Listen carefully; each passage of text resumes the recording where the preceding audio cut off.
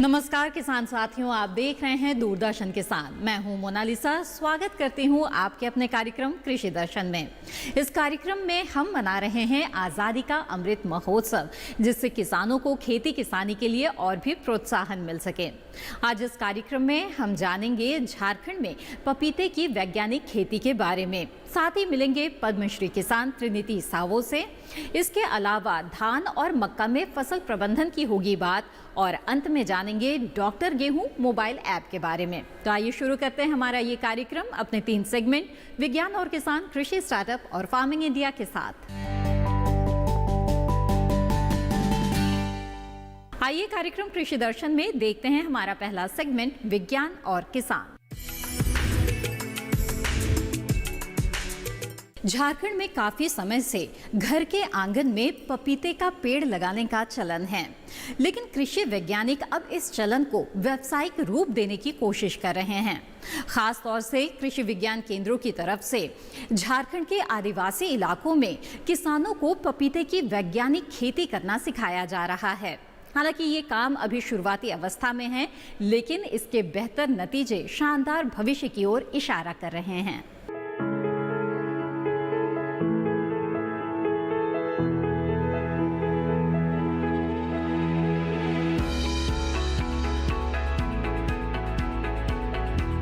पपीता झारखंड के प्रमुख फलों में गिना जाता है। राज्य में इसकी ज्यादातर खेती घरों के पीछे बने बागीचों में होती है। इस तरह कह सकते हैं कि पपीता यहाँ की दिनचर्या का हिस्सा है और ये झारखंड के ग्रामीण जीवन में रचा बसा है। दिक्कत ये है कि इन बागीचों में ज्यादातर बागवानी पुराने तरीकों से होती आ रही है। पिछले कुछ समय से वैज्ञानिकों का ध्यान इस ओर गया है और अब वो आदिवासी किसानों को वैज्ञानिक तरीकों में पपीता बोना सिखा रहे हैं। इसकी शुरुआत 2018-19 के दौरान गुमला, रांची और लोहरदगा जिलों में की गई। यहाँ पपीते की खेती पर प्रौद्योगिकी प्रदर्शन किया गया। इस पहल को करने का श्रेय रांची स्थित कृषि प्रणाली अनुसंधान केंद्र को जाता है। जातीय लोगों को जुटाने और उनसे संपर्क के लिए कृषि आजीविका के क्षेत्र में काम कर रहे एक गैर सरकारी संगठन का सहयोग लिया गया। वैज्ञानिकों का इरादा पपीते की खेती के जरिए जनजातीय किसानों की आय बढ़ाना था। किसानों से बातचीत के बाद 8 व्यापक प्रशिक्षण किए गए और शुरुआत में ही 1300 जनजातीय किसान प्रशिक्षण के लिए तैयार हो गए। प्रशिक्षण के लिए रेड लेडी, NSC 902 और रांची लोकल किस्मों को चुना गया। 600 से अधिक किसानों के खेतों में करीब 30,000 पौधे लगाए गए। इससे पहले किसान अकेले रांची लोकल किस्म उगा रहे थे, लेकिन इस तरीके से सिर्फ 50 से 60% पौधे ही फसल दे पाते थे। बाकी के नर पौधों पर कोई फल नहीं लग पाता था। इसके समाधान के लिए किसानों के खेतों में हर गड्ढे में 3 पौधे रोपे गए और फूलों की दीक्षा के बाद नर पौधों को हटा दिया गया। इस तकनीक ने गजब का काम किया और अब 80 से 90% पौधे फल देने लगे हैं। उत्पादन में भी 30 से 40% तक की बढ़ोतरी दर्ज की गई है। कुछ इलाकों में पपीता रिंग स्पॉट वायरस काफी नुकसान पहुंचा रहा था। इसकी रोकथाम के लिए रोग मुक्त किस्में बोई गईं। साथ ही पपीते के खेत के पास कुकुरबिट्स और सॉलेन सब्जियों को बोना बंद किया गया, क्योंकि ये सब्जियां वायरस को आकर्षित करती हैं। इन उपायों से रिंग स्पॉट का खतरा 50 से 60% तक कम हो गया।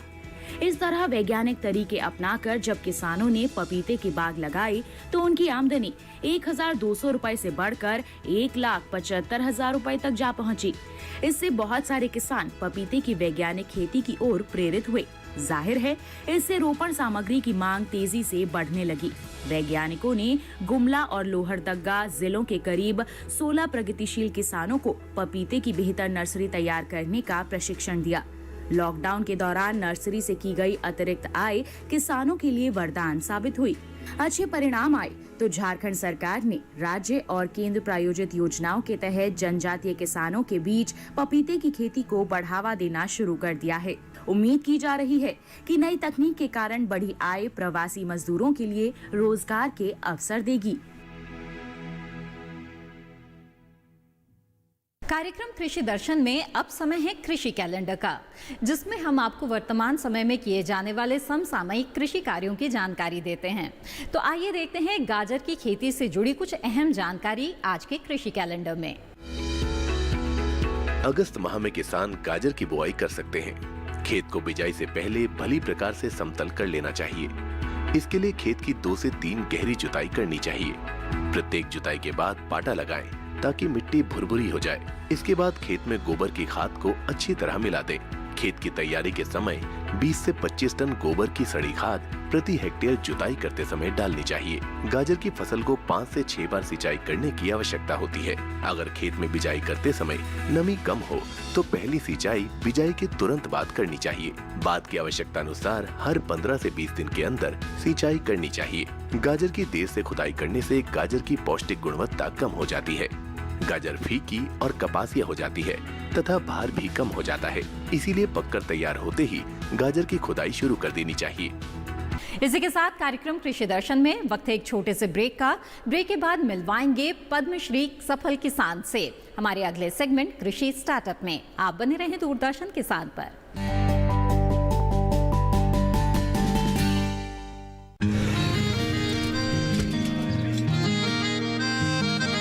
क्या बात है भाई, आजकल तो काफी खुश नजर आ रहे हो। क्यों ना हूँ, अब मैं ऑर्गेनिक खेती जो कर रहा हूँ ये पूरा प्राकृतिक है, ऑर्गेनिक है। इसमें हमारे खेत, हमारी फसल और हमारी जेब सब फायदे में होते हैं और इसमें लागत भी कम है। जी हाँ, आप भी ऑर्गेनिक खाद का प्रयोग करें, अपनी फसल और मिट्टी को तंदुरुस्त बनाएं और आपकी आमदनी में इजाफा करें। अधिक जानकारी के लिए किसान call centre toll free number 1800-180-1551 पर कॉल करें और लॉग ऑन करें kisan.gov.in और farmer.gov.in। कृषि और किसान कल्याण मंत्रालय द्वारा किसान हित में जारी।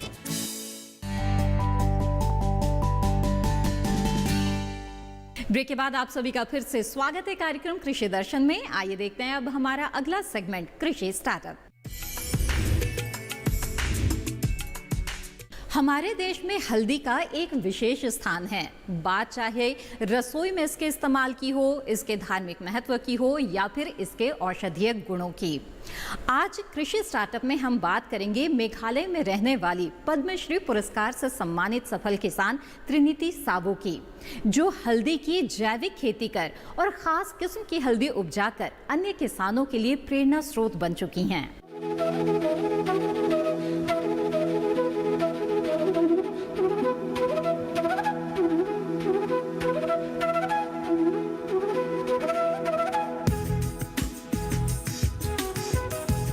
मेघालय जिला पश्चिम जैंतिया हिल्स की रहने वाली आदिवासी महिला किसान त्रिनिति सावो हल्दी की खेती करती हैं और महिला किसानों के समूह से जैविक हल्दी की खेती करवाती हैं। उनकी इस पहल से महिला किसानों की आय 3 गुना तक बढ़ चुकी है। यही कारण है कि इन्हें पद्मश्री पुरस्कार से नवाजा गया है। त्रिनिति ने 25 महिला किसानों के साथ मिलकर मुलियह गांव में स्पाइस बोर्ड की मदद से हल्दी की खेती की शुरुआत की थी। 4 साल के अंदर 800 किसान मिलकर अब लकडोंग किस्म की हल्दी की खेती कर रही हैं। त्रिनिति के संगठन से 100 से ज्यादा स्वयं सहायता समूह की महिलाएं जुड़ी हुई हैं, जो हल्दी की खेती कर रही हैं। जैविक खेती के विकास में अपने काम के लिए 2020 में पद्मश्री से सम्मानित होने वाली सावो ने जैविक खेती के तरीकों के माध्यम से हल्दी के शुद्ध और सबसे शक्तिशाली रूप को विकसित करने के लिए अपने गांव मुलिह मेघालय में लगभग 800 महिलाओं को प्रशिक्षित किया है। लकडोंग हल्दी की कहानी गरीब महिलाओं के एक समूह की कहानी है, जो खेती के लिए खुद के लिए एक स्थायी अर्थव्यवस्था बनाने के लिए एक साथ आती हैं। ये महिलाएं जैविक खेती के तरीकों और पर्यावरण के प्रति समर्पण का पालन करती हैं। हल्दी की लकडोंग किस्म, जो कि सैयों और उसके स्वयं सहायता समूह में महिला किसानों में होती है, उसमें करीमुन का 6 से 7.5% तक होता है, जो कि हल्दी का मुख्य घटक है, जो इसे चमकीले पीले रंग और विशिष्ट पृथ्वी सहित अपने नमकीन गुणों को प्रदान करता है। अधिकांश भारतीय खाना पकाने की नींव रखने वाला तीखा स्वाद कर्क्यूमिन एक अत्यधिक बेशकीमती औषधीय मसाला है, जिसके बारे में माना जाता है कि इसमें एंटी इंफ्लेमेटरी, एंटी डायबिटिक और साथ ही कैंसर रोधी गुण होते हैं। मेघालय की जैंतिया पहाड़ियों में स्वदेशी रूप से उगाए गए लकडोंग हल्दी को व्यावसायिक रूप से बिकने वाली हल्दी में सोने का मानक माना जाता है। भारतीय कृषि अनुसंधान परिषद के अनुसार लकडोंग हल्दी में कर्क्यूमिन की मात्रा 7% होती है। दवाओं में इसका प्रयोग बहुत होता है। सामान्य हल्दियों की प्रजाति में कर्क्यूमिन की मात्रा 2 से 5% तक ही होती है। आयुर्वेद में हल्दी का उपयोग कई दवाइयों के निर्माण में होता है। हल्दी की गुणवत्ता का आधार इसमें पाए जाने वाले रंगीन पदार्थ क्यूरक्यूमिन व वाष्पशील तेल की मात्रा है। सूखी हल्दी या चूर्ण में क्यूरक्यूमिन की मात्रा 2.6 से 6.6% तक होती है। यदि किसान हल्दी की खेती जैविक तकनीक से करें तो अच्छी उपज के साथ साथ अच्छा लाभ भी ले सकते हैं। जैविक तकनीक से खेती में लागत बहुत कम आती है। ये भी है कि कम खर्च में किसान अधिक मुनाफा कमा सकते हैं। त्रिनिति सावो का मानना है कि हल्दी की जैविक खेती कर किसान अपनी आय दोगुनी करने में सफलता हासिल कर सकते हैं।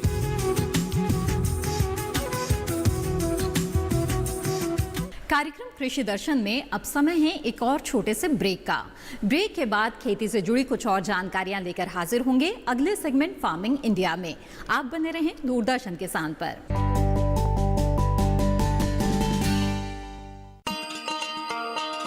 किसान भाइयों गांठ बांध लो, गांठ बांध लो। बात बहुत है काम की, समृद्धि के पैगाम की। मिट्टी के मिजाज को समझो, मिट्टी के हर राज को समझो। मिट्टी की तुम जांच कराओ, मुफ्त सॉइल हेल्थ कार्ड ले जाओ। कभी मुनासिब बीज लगाओ, सही किस्म की खाद ले आओ। जितनी जरूरी उतनी डालो, सही मात्रा खुद पहचानो। इसको अपना मंत्र बना लो, मिट्टी की सेहत को जानो। बात बहुत है काम की, कम लागत अधिक वरदान की। किसान भाइयों गांठ बांध लो। आज ही मिट्टी की जांच कराएं। राज्य सरकार के कृषि अधिकारी से संपर्क करें और मुफ्त में सॉइल हेल्थ कार्ड पाएं। कृषि और किसान कल्याण मंत्रालय द्वारा किसान हित में जारी। ब्रेक के बाद आप सभी का फिर से स्वागत है। आप देख रहे हैं कार्यक्रम कृषि दर्शन। आइए देखते हैं हमारा अगला सेगमेंट फार्मिंग इंडिया। खरीफ की महत्वपूर्ण फसलों में से एक है धान, जिसकी फसल इस वक्त खेतों में लगी हुई है। लेकिन ज्यादा और गुणवत्ता युक्त उत्पादन प्राप्त करने के लिए जरूरी है कि फसल की अच्छी तरह से देखभाल की जाए। कृषि विशेषज्ञ डॉक्टर दिनेश कुमार ने हमें अहम जानकारी दी धान की फसल की देखभाल से जुड़ी हुई। आइए देखते हैं।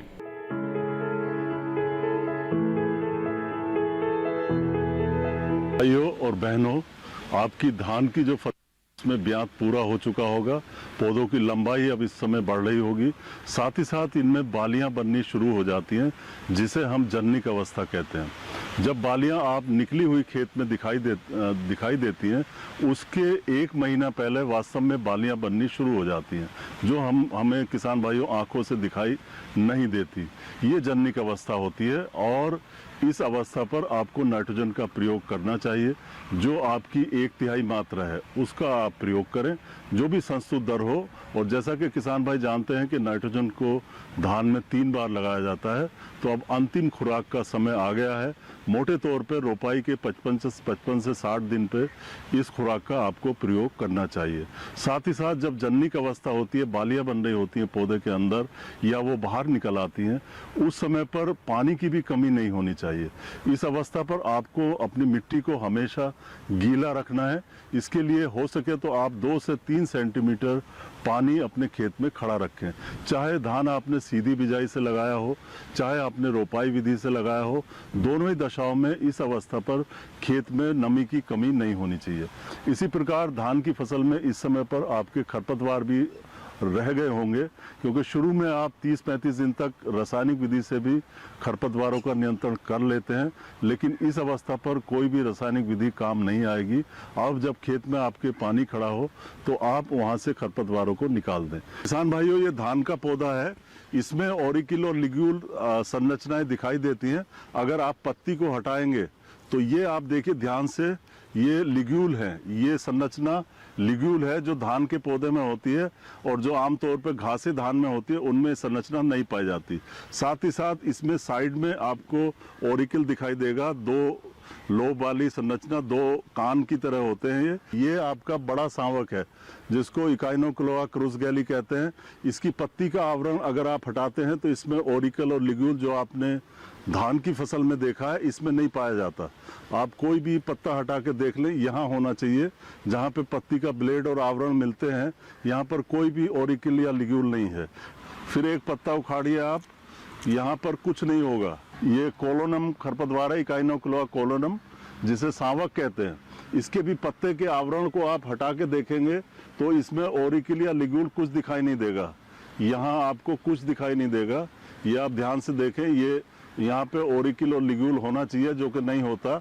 आप और पत्ता हटा के देख सकते हैं, यहाँ पर कोई संरचना नहीं है। जिन किसान भाइयों ने धान की बीज फसल लगाई है, यानी जो किसान भाई बीज उत्पादन कर रहे हैं, उनको भी विशेष ध्यान देने की आवश्यकता है। खाद्यान्न फसलों में मक्का का अहम स्थान है। इसमें स्टार्च, फाइबर, प्रोटीन, खनिज लवण जैसे पोषक तत्व पाए जाते हैं। मक्का की खेती किसानों को अच्छा खासा मुनाफा दिला सकती है, लेकिन फसल को कीट व रोग से बचाना बेहद जरूरी है। आइए देखते हैं कृषि विशेषज्ञ डॉक्टर SL जाट ने मक्का की फसल में रोग व कीट नियंत्रण के लिए क्या कुछ खास सुझाव दिए हैं।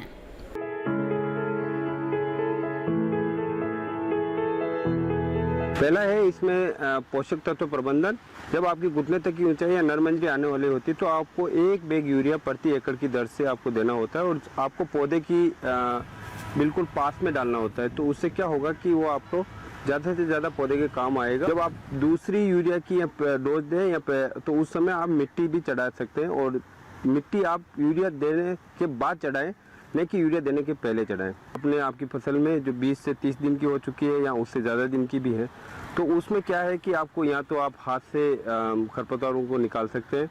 दूसरा, आप जो कुल्फा चला के या आप जो ट्रैक्टर चलित यंत्र भी आ रहे हैं उनको आप 2 पंक्तियों के बीच में निकाल के उससे निकाल सकते हैं। कुछ ऐसे खरपतवार नाशी आए हैं जो मक्का में हाल ही के कुछ सालों के अंदर खड़ी मक्का के अंदर हम छिड़काव कर सकते हैं। उनमें प्रमुख है आपका टेम्बोट्रिन, जो लोडिस के नाम से आता है। उसको आपको 115 ml प्रति एकड़ की दर से 200 लीटर पानी में डाल के आप खड़ी मक्का में 20 से 30 या 20 से 35 या 40 दिन तक आप इसको छिड़काव कर सकते हैं। दूसरा, उसका एक और ऑप्शन है, उसका नाम है टिंजर, जो टोप्रामेजोन है, और वो आपका 30 ml प्रति एकड़ के हिसाब से आप डालें। जिन क्षेत्रों के अंदर जल भराव की समस्या होती है वहाँ पे आप अगर मक्का के अंदर इस खड़ी फसल में मिट्टी चढ़ाते हैं तो एक लाभदायक रहता है। जो मिट्टी चढ़ाने वाली जो नालियाँ बनती है वो आपका जल संरक्षण का काम भी करती है, दूसरा आपका जल निकास का काम भी करती है। इस समय जो फॉल आर्मीवर्म करके एक कीड़ा आया है, जो पहले हमें पहचानना है कि आपके खेत में आया है कि नहीं आया है, तो उसके लिए आपको खेत के अंदर जाना पड़ेगा। बाहर से आपको फसल बिल्कुल सेफ दिखेगी, लेकिन जब अंदर जाएंगे तो उसका जो एक्सक्रीटा होता है वो आपको पौधे का जो गोब होता है उसके केंद्र भाग में वहाँ पे आपको दिखाई देगी। उससे जस्ट पहले आपको ये और देखना है कि बहुत छोटे छोटे फॉल आर्मीवर्म होते हैं, जो उसके कीड़े होते हैं, वो आपकी खुरचन करते हैं। पत्तियों पे जब खुरचन करने लगते हैं तो उससे क्या होता है कि उसमें सफ़ेद सफ़ेद करके धारियाँ बन जाती है। जब ये धारियाँ बनती है, अगर उस समय हम किसी प्रबंधन का काम करते हैं तो क्या होता है कि उस कीड़े को आसानी से मारा जा सकता है। वो कीड़ा बहुत छोटा होता है, कभी कभी हम देख भी नहीं पाते हैं उसको, तो उस समय हमें इसका प्रबंधन करना चाहिए। दूसरा, जब उसके अंदर पत्तियां जब बहुत ज़्यादा दिन तक खाने लगता है, ये लगभग 15 से 16 दिन तक इसका जीवन चक्र रहता है कीड़े का, मतलब जो लट खाती है उसका। तो 7, 8 या 10 दिन तक जब ये कीड़ा होता है उस समय आपको पत्तियों पे छेद भी दिखाई देते हैं। जो नई पत्तियाँ निकलती है उनके ऊपर पुरानी पत्तियों पे छेद नहीं होंगे, क्योंकि ये जो भी नई पत्ती रहती है उनको खाता है। इसको आपको दिन में इसलिए नहीं दिखता है क्योंकि ये कीड़ा दिन के अंदर आपके पौधे की गोब के अंदर छुपा रहता है, ठीक है। उसके बाद रात के अंदर निकलता है जब भी तापमान कम होता है, और रात के अंदर खा के वापस दिन में सुबह होते ही वो सूरज निकलते के साथ ही ऐसे समझिए कि वो गोब के अंदर जाके छुप जाता है। तो आप इसको देख नहीं पाते। थोड़ा अगर छेद वगैरह की अवस्था आ गई तो उस अवस्था पे केवल एक पौधे पे एक कीड़ा ही रहता है। आपको पहले खेत पे देखना है आपके अंदर फॉल आर्मीवर्म है कि नहीं है। अगर वो है तो उसके बाद ही आपको छिड़काव करना है। छिड़काव में भी यह है कि पूरे खेत के अंदर ये है तो आपको पूरे खेत के अंदर छिड़काव करना है। दूसरा, अगर जगह जगह है तो आपको एक सर्जिकल वाला करना है। जहाँ पे है, जिस पौधे के अंदर है, आप वहीं पे आपका ये पेस्टिसाइड डालें। तो इसके नियंत्रण के लिए आप जब भी आपकी फसल बोते हैं तो उसके अंदर फेरोमोन ट्रैप्स आते हैं, वो फेरोमोन ट्रैप लगा सकते हैं।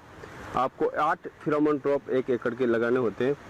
दूसरा है कि आपका जो जैविक नियंत्रण है, जो नीम बेस्ड NSK होता है, नीम सीड कर्नल एक्सट्रैक्ट या एजारडेक्टिन का 1500 ppm के सॉल्यूशन का 10 ml प्रति लीटर के पानी के हिसाब से छिड़काव करते हैं। कुछ जो कीटनाशी है उनमें इमामेक्टिन बेंजोएट है जो 0.4 ml प्रति लीटर पानी के हिसाब से, या आप क्लोरेंट्रानिपोल जो 0.4 ml प्रति लीटर पानी के हिसाब से। इसके साथ हम और भी हैं जिसको स्पिनोटेरम है, उसको 0.5 ml प्रति लीटर पानी के हिसाब से। आप इन तीनों में से कोई सा भी एक कीटनाशी उसको बार बार बदल के, जैसे आपकी पहली अवस्था के ऊपर जब कीड़ा आया है उस समय आपने छिड़काव किया इमामेक्टिन बेंजोएट का, ठीक है। इमामेक्टिन बेंजोएट का जो छिड़काव करना है वो आपका हमेशा जो भी स्प्रे पंप यूज़ कर रहे हैं उसके अंदर कट नोजल का प्रयोग करें, और कट नोजल का प्रयोग करके पौधे के जो सेंटर पार्ट है उसके अंदर आपको डालना है। तो आप जब 10 दिन बाद फिर ऑब्जर्व करेंगे बीज के पौधे की जो पत्तियां हैं उनके अंदर अगर कीट का एक्सक्रीटा है, मलमूत्र है, या फिर उसका पत्तियों में छेद है, तो आप दूसरी बार क्लोरेंट्रानिपोल का छिड़काव करें। हमारे आज के दौर के किसान खेती किसानी के साथ साथ टेक्नोलॉजी से भी जुड़ रहे हैं। ऐसे में सरकार ने भी कई तरह के मोबाइल ऐप लॉन्च किए हैं ताकि उनके लिए जरूरी सूचनाएं उन्हें मुहैया कराई जा सके। आइए आज जानते हैं डॉक्टर गेहूं मोबाइल ऐप के बारे में। देखते हैं कि इस ऐप का इस्तेमाल किसान किस तरह से कर सकते हैं। गेहूं डॉक्टर भारतीय गेहूं और जौ अनुसंधान संस्थान द्वारा विकसित एक एंड्रॉइड एप्लीकेशन है। इस ऐप में जानकारी के लिए हिंदी भाषा का उपयोग किया जाता है ताकि किसान समुदाय को अधिकतम लाभ मिल सके। ये मुख्य रूप से गेहूं की बीमारियों, कीड़ों, किसी भी क्षेत्र की मुख्य बीमारियों, किसी क्षेत्र की रोग प्रतिरोधी किस्मों, IPM रणनीतियों और फसल कटाई के बाद के भंडारण प्रबंधन के बारे में जानकारी प्रदान करता है। इस जानकारी का उपयोग करके किसान अपनी फसल की बेहतर देखभाल कर सकते हैं और उसमें होने वाले रोगों और कीड़ों की पहचान कर सकते हैं। तब वे उस कीट को नियंत्रित करने के लिए उचित तरीका अपना सकते हैं। ये किसानों को उनकी फसल उत्पादकता बढ़ाने में मदद करेगा। ये मुख्य हानिकारक कीड़ों की उनकी तस्वीरों के साथ उनके बारे में जानकारी प्रदान करता है ताकि किसान उन्हें आसानी से पहचान सकें। ये ऐप न केवल बीमारियों और कीड़ों के बारे में जानकारी देता है बल्कि इस फसल के एकीकृत कीट प्रबंधन प्रथाओं के साथ साथ गेहूं की कटाई के बाद फसल के भंडारण के दौरान सुरक्षित भंडारण और कीट प्रबंधन की भी जानकारी देता है। अब समय है कृषि जगत से जुड़े सोशल मीडिया अपडेट्स पर नजर डालने की। आइए देखते हैं कि कृषि मंत्री नरेंद्र सिंह तोमर ने सुखेत मॉडल के बारे में क्या जानकारी साझा की है। डॉक्टर राजेंद्र प्रसाद कृषि विश्वविद्यालय मधुबनी बिहार और कृषि विज्ञान केंद्र समस्तीपुर ने मिलकर सुखेत मॉडल की शुरुआत की है। इस मॉडल से गांव प्रदूषण व गंदगी से मुक्त होता है, रसोई गैस सिलेंडर के लिए पैसे मिल जाते हैं और गांव के किसानों को जैविक खाद भी उपलब्ध हो जाती है। ये था आज का कृषि दर्शन कार्यक्रम। इस कार्यक्रम को अगर आप दोबारा देखना चाहते हैं तो टीवी स्क्रीन पे दिए जा रहे QR कोड को स्कैन करके दूरदर्शन किसान के YouTube चैनल पर आप ये कार्यक्रम दोबारा देख सकते हैं। कार्यक्रम से संबंधित अपने सुझाव आप हमें भेज सकते हैं हमारे ईमेल आईडी पर। हमारा ईमेल आईडी है krishidarshandddk@gmail.com। आप हमें पत्र भी लिख सकते हैं। हमारा पता है कृषि दर्शन, कमरा नंबर 58, CPC दूरदर्शन, खेलगांव, नई दिल्ली 110049। इसी के साथ कृषि दर्शन की आज की कड़ी में बस इतना ही। हमें दीजिए इजाजत। आप बने रहें दूरदर्शन किसान पर। नमस्कार।